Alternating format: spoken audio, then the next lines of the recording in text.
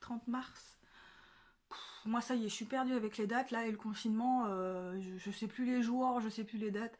C'est pas grave. En tout cas, on est reparti pour une 3e semaine de confinement et du coup, je me suis dit que j'avais bien envie de vous refaire un vlog. Voilà, la semaine dernière, j'avais pas spécialement envie. Cette semaine, ça me tente bien, donc on est reparti pour une semaine de vlog. Une semaine de vlog confinement et vlog lecture. Et cette fois, c'est décidé, ce sera un vrai vlog lecture, pas comme la dernière fois, qui finalement ne parlait pas tant de lecture que ça, hein, voilà, clairement. Mais là, c'est bon. Je suis bien lancée dans les lectures, donc on va vraiment parler lecture. Et on va commencer du coup la semaine avec ce roman, donc je tourne un peu pour que vous puissiez voir.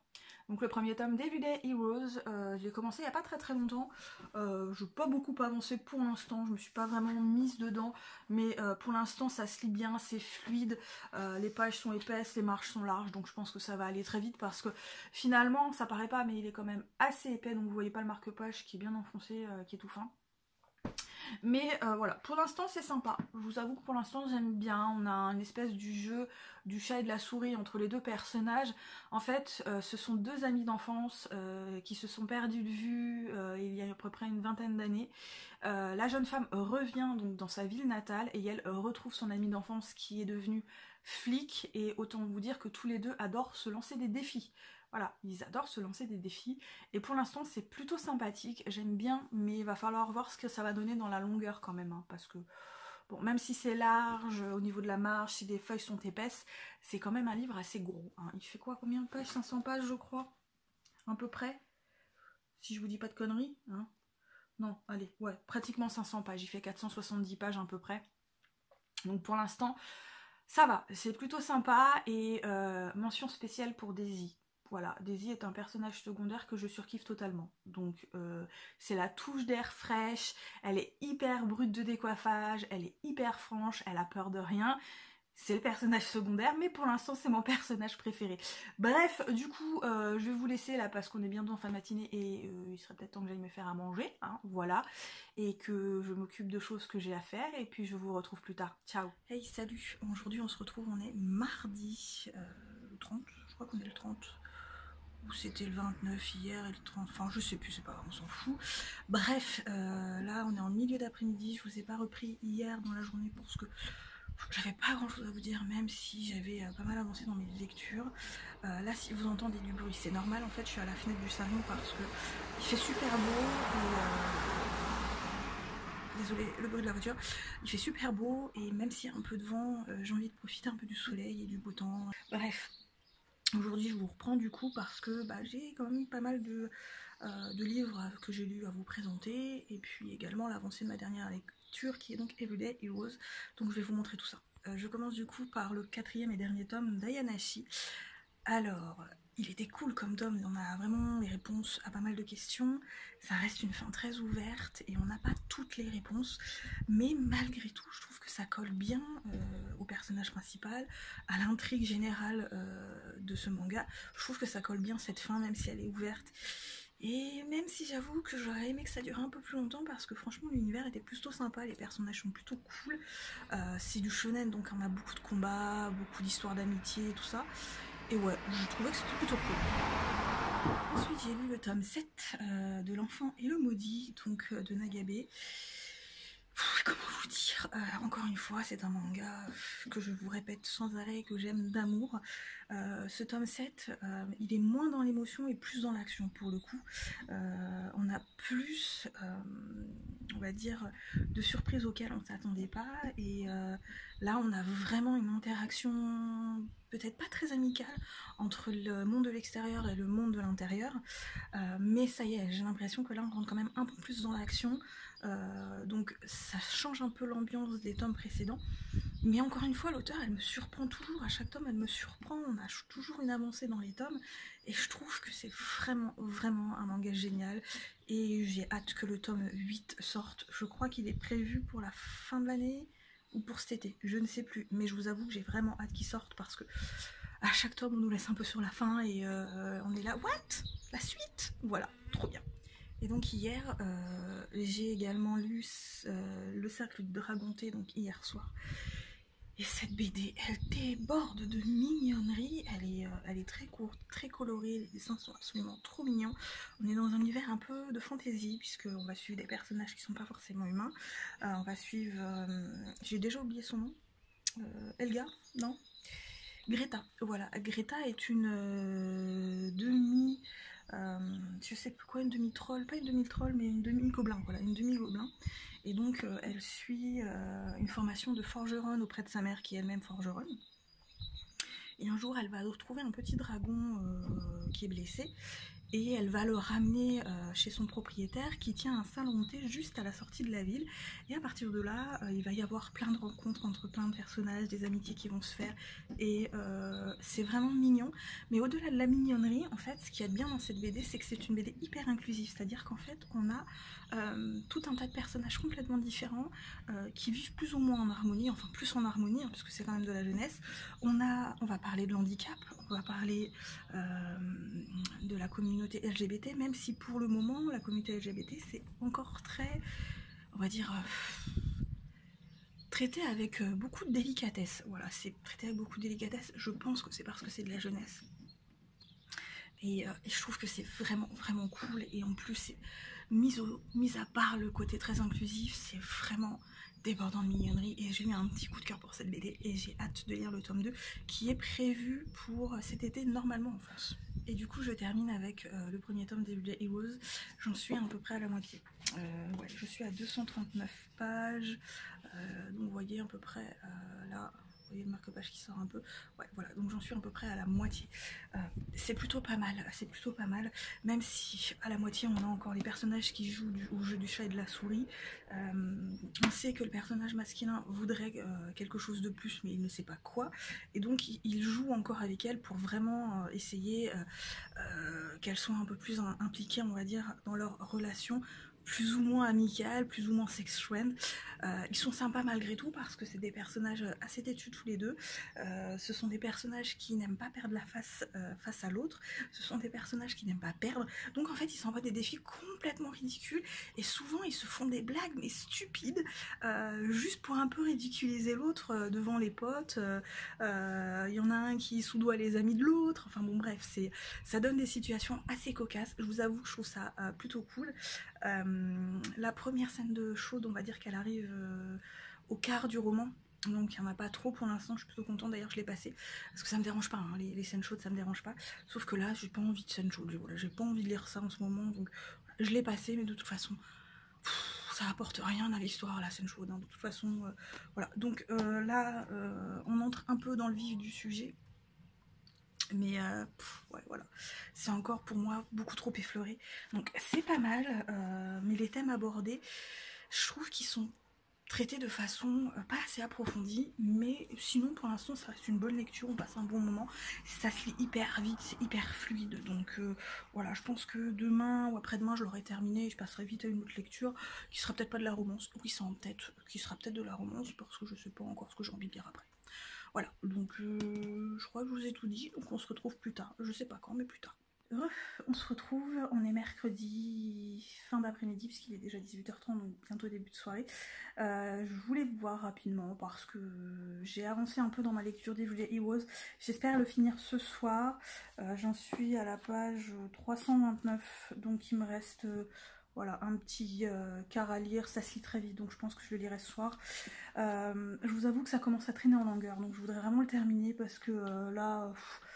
disons que ça commence à me saouler un peu. Ça me plaît toujours autant, mais le problème c'est que Emerson se décide toujours pas. Le mec, donc Grant, lui, il sait ce qu'il veut, ça y est. Après avoir fini de jouer au jeu du chat de la souris, voilà, clairement il veut une relation avec elle, sauf qu'Emerson, voilà, elle fuit toujours. Bon, on peut comprendre avec ses problèmes et son passé pourquoi, mais voilà, ça commence à devenir long, le jeu du chat et de la souris, et je vous avoue que voilà, ça commence à être embêtant, et là Emerson commence un petit peu à m'agacer. Sinon pour l'instant ça va, hein, ça se lit bien, hein, j'aime bien, hein, mais voilà, il y a des petites choses qui commencent à me taper un peu sur le système, à m'agacer. On avance quand même, puisque je vous dis, il me reste plus qu'un petit quart, voilà, il me reste un peu moins de 200 pages à lire, et c'est fluide, ça se lit tout seul, ça se lit vite, donc il faut que je le termine aujourd'hui, ou dans la soirée, ou demain matin, dernier délai, et encore demain matin, je dois aller faire des courses, donc je sais pas du tout si j'aurai le temps de le terminer demain matin, ou en tout cas début d'après-midi, mais en fait je voudrais vraiment le terminer ce soir, quoi. Bref, je vous ai tourné un point lecture aujourd'hui, donc normalement, au moment où vous aurez le vlog, vous aurez déjà le point lecture, donc je vais pas vous en dire plus sur ce point lecture. Et normalement dans la semaine, je dois encore vous en tourner un de point lecture ou une autre vidéo. Je sais pas encore ce que je vais vous tourner comme vidéo. Et je pense que ouais, quand même cette semaine ou la semaine prochaine, il faut vraiment que je commence à préparer la vidéo sur la vidéo hors saison, la vidéo tatouage. Parce que voilà, il faut que je m'y mette. En plus c'est une vidéo qui va prendre du temps, donc vraiment il va falloir que je commence à la préparer parce que sinon je vais jamais le faire et vous l'aurez jamais alors que je vous ai proposé et que vous aviez dit que vous vouliez, donc voilà, il faut que je m'y mette. Donc voilà, je crois que je vous ai dit tout ce que j'avais à dire pour le moment, donc je vous retrouve plus tard. Ciao. Hello, on se retrouve, on est jeudi, il va bientôt être 9 h, donc je vais bientôt aller faire mes courses. Je me suis levée assez tôt ce matin, donc j'ai fait ce que j'avais à faire. Et avant de partir, je me suis dit, je vais faire un petit peu de lecture parce que j'ai toujours pas fini. Et vous dites, Heroes, il est vraiment temps que ça se termine. Là, j'en suis à la page 393 et Emerson commence sérieusement à me taper sur le système. Elle commence à m'agacer, mais vraiment sérieusement. Dans l'histoire, elle fait pas confiance parce qu'elle a eu un passé très douloureux, donc elle a du mal à faire confiance. Je le conçois, elle a mis 30 plombes à faire confiance à Grant, donc le mec, là ça y est, elle lui fait confiance, le mec il a quand même fait quelque chose alors qu'à la base ça le terrifiait juste pour lui prouver qu'il avait confiance en elle, et voilà, il est en train de se débattre pour elle, il y a un truc qui s'est passé, que lui il n'y a rien fait, pour rien d'ailleurs, il essaie de lui expliquer la chose, et elle se casse, et c'est encore de sa faute, c'est toujours de sa faute, voilà, c'est un salaud, machin, bidule, voilà, il l'a soi-disant blessé, mais en fait, elle, tout ce qu'elle fait depuis le début, c'est de le repousser, et là on en est encore, voilà, elle est encore en train de le repousser, et là elle lui crache tout sur la gueule, voilà, elle lui rejette toute la faute, comme elle le fait depuis le début, et là elle commence sérieusement, mais sérieusement, à me gonfler, parce qu'en fait elle se remet pas du tout en question, c'est un personnage qui se remet pas du tout en question, ou alors si peu, voilà, donc finalement quand elle se remet en question, elle revient en arrière après, donc là elle commence sérieusement à m'agacer, et ça commence à être un peu long, et il est vraiment temps que ça se termine, il faut absolument que je le termine ce matin, parce que je vais pas y arriver sinon. Hey, salut tout le monde, on se retrouve, on est vendredi matin, alors je vous ai pas repris hier dans la journée, parce que finalement, bah, j'avais repris une lecture, mais plutôt en fin de journée, puisque j'ai terminé, comme vous le savez, Everyday Heroes, le premier tome, puisque je vous avais pris hier matin en vous disant qu'il fallait absolument que je le termine le matin. Je l'ai terminé le matin, après avoir fait mes courses, donc c'était plutôt cool. D'ailleurs, il était plus que temps, hein, parce que même si dans l'ensemble, j'ai plutôt apprécié cette lecture, au bout d'un moment, j'ai trouvé que ça traînait beaucoup trop en longueur, dans le sens où, arrivé aux 3/4 du roman, on avait encore des personnages qui étaient je t'aime, moi non plus, on sort ensemble, puis on sort pas ensemble, allez, on est sex friend, puis finalement non, faut savoir ce que vous voulez quoi. On sait que Grant, arrivé à peu près à la moitié du roman, il commence vraiment à avoir envie d'une relation sérieuse avec elle. Quant à Emerson, c'est pas le cas du tout, et je vous avoue qu'au bout d'un moment ça commence à être long, ce jeu du chat et de la souris, et on a envie que ça avance dans la relation, sauf que ça n'avance pas, et c'est saoulant, c'est saoulant. Notamment, hier je vous ai pris en vous disant que Emerson commençait sérieusement à me taper sur le système. Alors oui, dans l'histoire, Emerson, elle a souffert, elle a un passé qui est très douloureux et très lourd derrière elle, ça a eu des conséquences sur son moi présent, donc elle a énormément de difficultés avec la confiance des autres et la confiance en elle-même. Le truc c'est qu'à ce moment-là, on avait enfin une évolution de la relation entre Grant et Emerson. Il y a eu un événement, une situation qui fait que Emerson est encore revenu en arrière, et non, voilà, au lieu d'avancer, on a encore eu un énième retour en arrière. Et là, franchement, je trouvais que c'était le retour en arrière de trop. Voilà, voilà, ça m'a saoulée. Alors après, comme on arrivait à la fin, évidemment, tout s'est décanté et tout s'est bien terminé. C'est de la romance, donc évidemment, dans ce genre de romance, ça se termine bien. Donc voilà, j'étais contente de la fin, je trouvais que c'était une bonne fin. Mais ça reste trop en longueur. Ça reste trop du jeu du chat et de la souris sur tout le long du roman. Le roman, il fait pratiquement 500 pages. Alors même si le style est fluide, même si cela se lit vite, il était vraiment temps que ça avance et que ça se termine. Voilà, donc je lirai certainement le deuxième tome parce que malgré tout dans l'ensemble j'ai bien aimé ma lecture, j'ai trouvé que c'était sympa, les personnages étaient sympas, les personnages secondaires étaient vraiment cool, notamment Daisy que je trouve géniale dans ce premier tome, je l'ai trouvé vraiment génial, j'ai trouvé que c'était la nana hyper pétillante, hyper pleine d'humour, et notamment la voix de la raison aussi également, voilà, elle est géniale, c'est le personnage que j'ai adoré par excellence, même si c'est un personnage secondaire. Du coup voilà, j'ai terminé.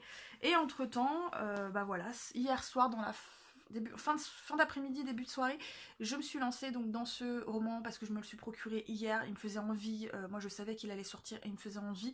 Donc c'est Dans ses pas de Nathalie Marie, publié chez Mixte Édition. Et c'est un roman qui est assez court, il fait 200 pages, donc je l'ai commencé hier soir. J'en suis au chapitre 8, à 35% à peu près. Alors, ici, on suit deux amis d'enfance qui ont quand même 6 ans d'écart. Ils se rencontrent quand ils sont tout jeunes. Notamment, alors, Andrea, lui, dans l'histoire, quand il se rend compte, il a 6 ans. Et Thomas, lui, en a 12, donc ils ont quand même 6 ans d'écart. Andrea, lui, dans l'histoire, il vient de perdre ses parents. Il est complètement perdu, il tourne mal. Mais en même temps, c'est un gamin de 6 ans qui est... Bah, il vient de perdre ses parents, il vient de vivre chez sa grand-mère, tout est chamboulé dans sa vie, et en fait Thomas va un peu l'aider à reprendre le dessus et à pouvoir faire son deuil correctement. Donc ils vont devenir très amis très vite. Enfin Thomas va se comporter un peu comme un grand frère vis-à-vis d'Andrea. Il s'avère que par la suite, Thomas lui va s'engager dans l'armée et Andrea lui va devoir le regarder partir. Évidemment, il va y avoir une situation qui va avoir lieu, un événement qui va avoir lieu, et les choses vont un peu être chamboulées pour ces deux personnages. Alors c'est de la romance, évidemment, encore, j'avais envie d'une romance, encore, voilà, du MM notamment, et notamment celui-là, parce que celui-là je savais qu'il allait sortir et qu'il me faisait envie. Alors pour l'instant j'aime bien mes lectures, sauf que je m'attendais pas du tout à ça, et je suis assez surprise. Alors je préfère pas trop vous en parler, pour l'instant c'est pas mal, mais voilà, je m'attendais pas du tout à ça. Je suis surprise de la tournure des événements. Voilà, donc c'est pas plus mal hein, d'être surprise, ça sort un peu des romances habituelles qu'on a l'habitude de lire, enfin que moi j'ai l'habitude de lire, et c'est plutôt agréable d'avoir quelque chose d'un peu différent dans ce domaine-là. Donc voilà, on verra bien par la suite si ça évolue comme je veux, enfin comme moi j'aime bien, que je vais apprécier ou pas, ou si ça évolue pas de la même façon que j'aurais voulu. Voilà, mais bon bref, c'est pas grave, on verra bien. Pour l'instant c'est une bonne lecture.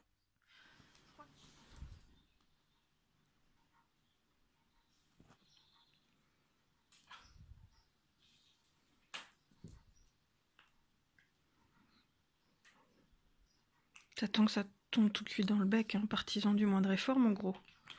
Hein? On se retrouve. Alors, il va bientôt être 16h. Là, je suis devant mon ordinateur en train d'essayer d'écrire un petit peu depuis une petite heure, voire même 2 heures presque. Alors, j'ai fini Dans ses pas de Nathalie Marie, publié chez Mixte Édition en tout début d'après-midi, après la pause déjeuner, tout ça, et c'était pas mal. C'est un roman très très court, hein, donc il se lisait très très vite. Le style et la forme est un peu différent de ce que j'ai l'habitude de lire. Ça a un côté assez poétique par moments, je trouve.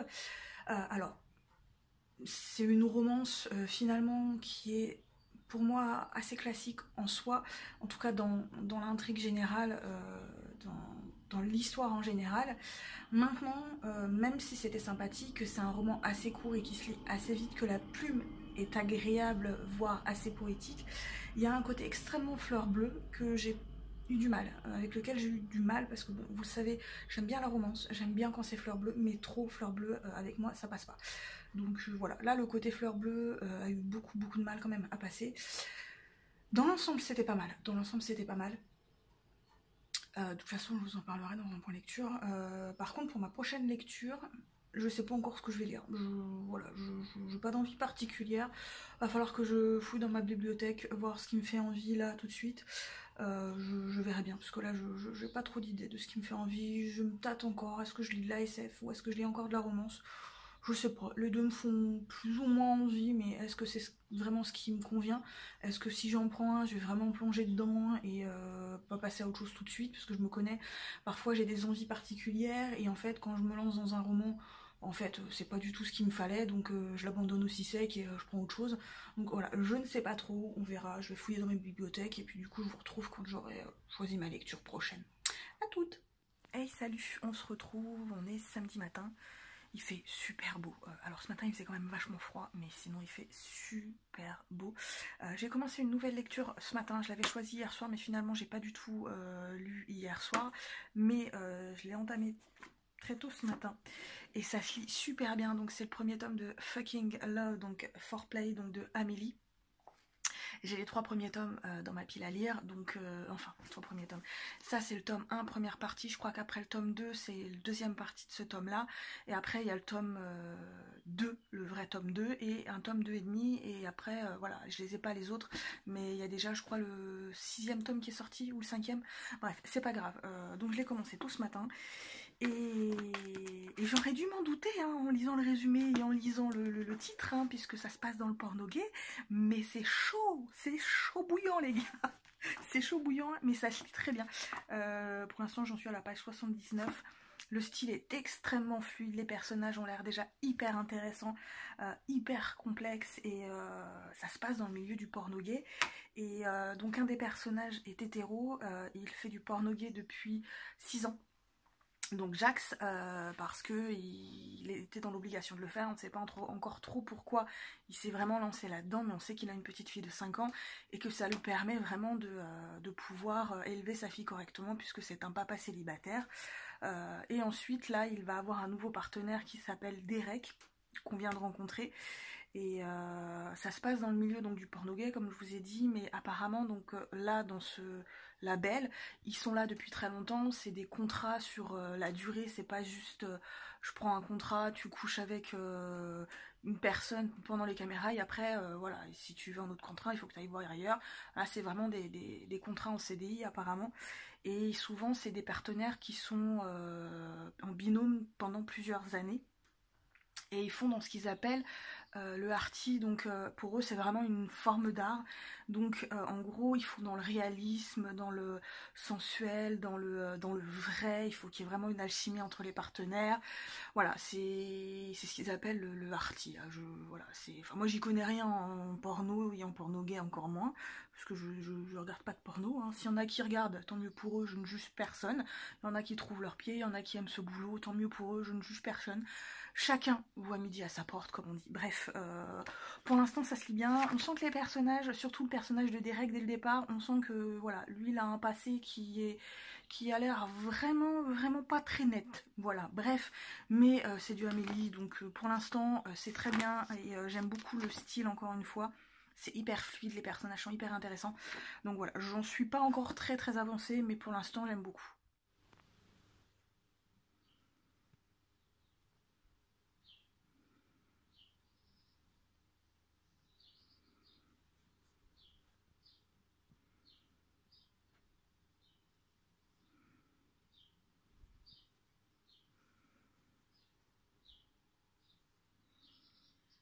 Hey salut tout le monde, on se retrouve, on est samedi soir, je vous ai pas repris dans l'après-midi parce que j'ai eu pas mal de choses à faire.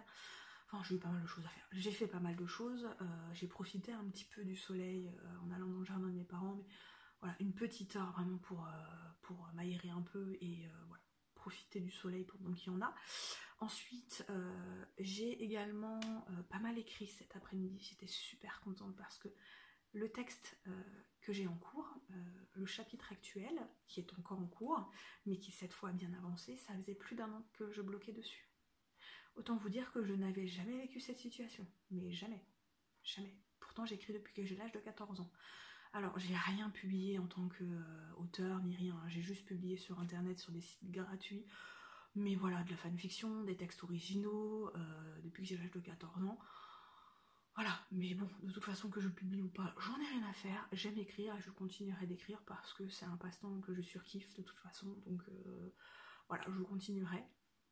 Mais être bloqué comme ça ne m'était jamais arrivé, je vous avoue que j'ai cru que je ne débloquerais jamais et que je n'arriverais jamais à terminer ce récit, alors que tout le scénario est dans mon crâne.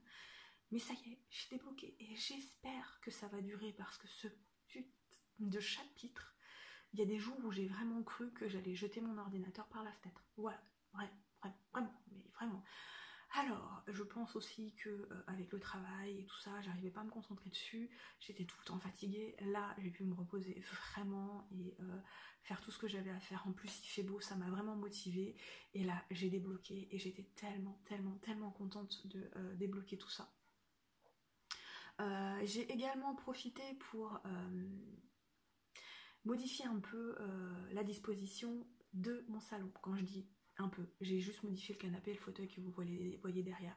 Pour ceux qui me suivent depuis un certain temps, il m'arrive de changer d'angle pour tourner les vidéos à cause de la lumière qui n'est pas toujours très pratique chez moi.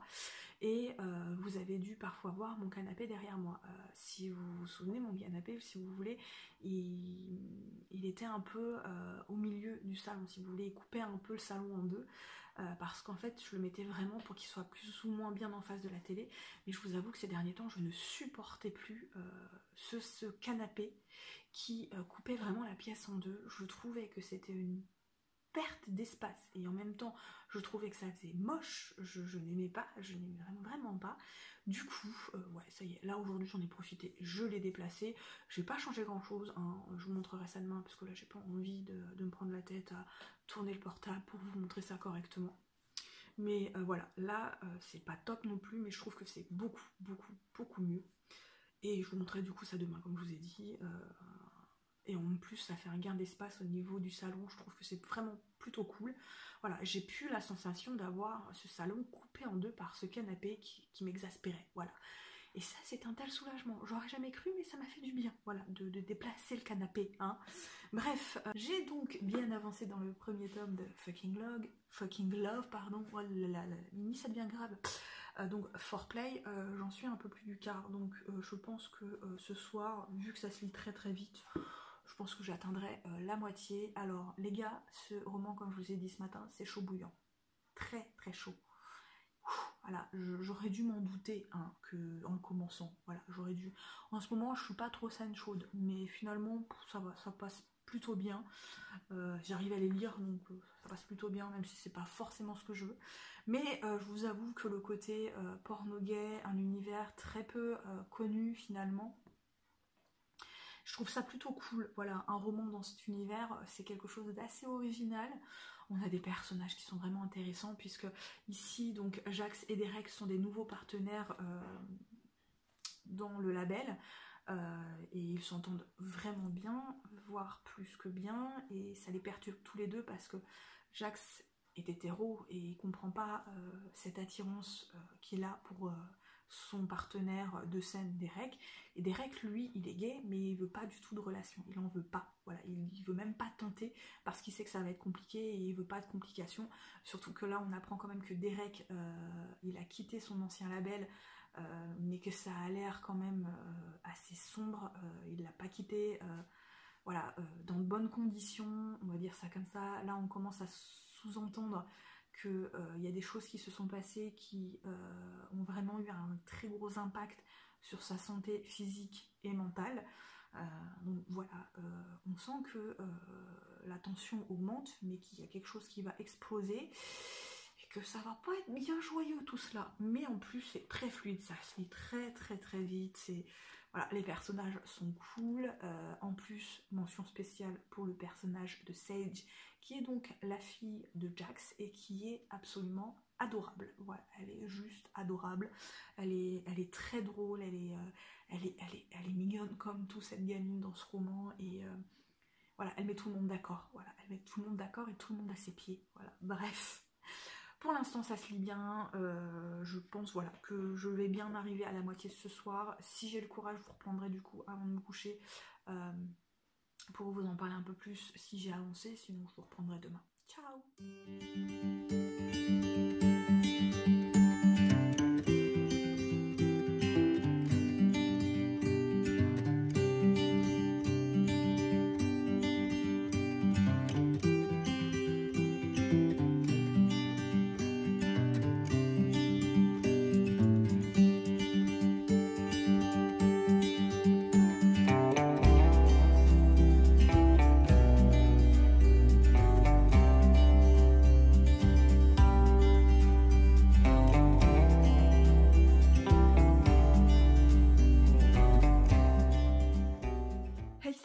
se retrouve, donc on est dimanche après-midi. Hier je vous avais dit que je pensais arriver à peu près à la moitié de Fucking Love, et en fait je vous montre, je suis arrivée un peu plus de la moitié, hein, j'en suis déjà un peu plus de la moitié. Ça se lit super vite, ça se lit super bien, les personnages sont ultra attachants. Bon, il y a des scènes extrêmement chaudes aussi, je vous avoue que c'est pas ce qui m'intéresse le plus, mais bon, hein, c'est pas grave, j'arrive à les lire. Mais mis à part ça, les personnages sont vraiment géniaux. Alors Derek, là, on commence à vraiment voir ce qui s'est passé dans sa vie avant. Ça lui retombe sur le coin de la figure aujourd'hui. Jax, lui, commence à vraiment se poser des questions. Il est un peu paumé. La relation entre les deux personnages... elle stagne tout en évoluant. C'est compliqué à expliquer parce que ils sont très amis, mais tous deux, voilà, ils savent qu'il y a une espèce de grosse attirance, mais ils n'arrivent pas à savoir si cette attirance est juste sexuelle ou si ça va beaucoup plus loin, vu le passé de Derek et la vie compliquée de Jax qui lui s'impose des limites pour tout, il sacrifie sa vie pour sa fille, enfin sa fille passe en priorité. Donc voilà, c'est compliqué pour eux d'avancer, on va dire, dans la relation, mais c'est trop bien, le livre se dévore, j'aime beaucoup beaucoup beaucoup ce premier tome.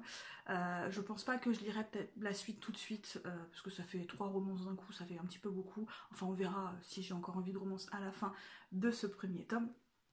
Mais ouais, c'est vraiment chouette. Donc pour l'instant, je vous avoue que cette lecture, ça fait du bien d'avoir une lecture où on accroche vraiment, vraiment, vraiment.